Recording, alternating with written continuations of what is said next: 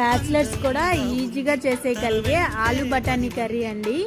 చాలా క్విక్గా కూడా అయిపోతుంది. దానికోసం స్టవ్ పైన కుక్కర్ పెట్టుకొని ఆయిల్ వేసుకొని బిర్యానీ స్పైసెస్, జీలకర్ర, ఆనియన్స్ వేసి ఆనియన్స్ కాస్త ఫ్రై అయిన తర్వాత టమాటాలు, ఒక 2 పచ్చిమిర్చీలు, 1 స్పూన్ అల్లం పేస్టు, కొంచెం పసుపు, ఒక 2 స్పూన్లు కారం, జీలకర్ర పొడి, ధనియాల పొడి వేసి దానిలో కొంచెం వాటర్ వేసుకొని టమాటాలు కాస్త మగ్గనివ్వాలండి. టమాటాలు కాస్త మగ్గిన తర్వాత దానిలోనే సన్నగా కట్ చేసుకున్న ఉల్లగడ్డలు, అలాగే పచ్చి బఠానీలు, టేస్ట్కి తగినంత సాల్ట్, దానిలోనే కొంచెం 1 స్పూన్ అయిన గరం మసాలా వేసేసుకొని మంచిగా కలిపేసుకొని దానిలో తగినన్ని వాటర్ వేసేసి మూత పెట్టి మీడియం ఫ్లేమ్లో ఒక 3 విజిల్స్ రానిచ్చామంటే చాలా త్వరగా అయిపోయే అండ్ టేస్టీగా ఉండే ఆలు బఠానీ కర్రీ రెడీ అండి. ఈ కర్రీ ఆల్రౌండర్ అని చెప్పాలండి.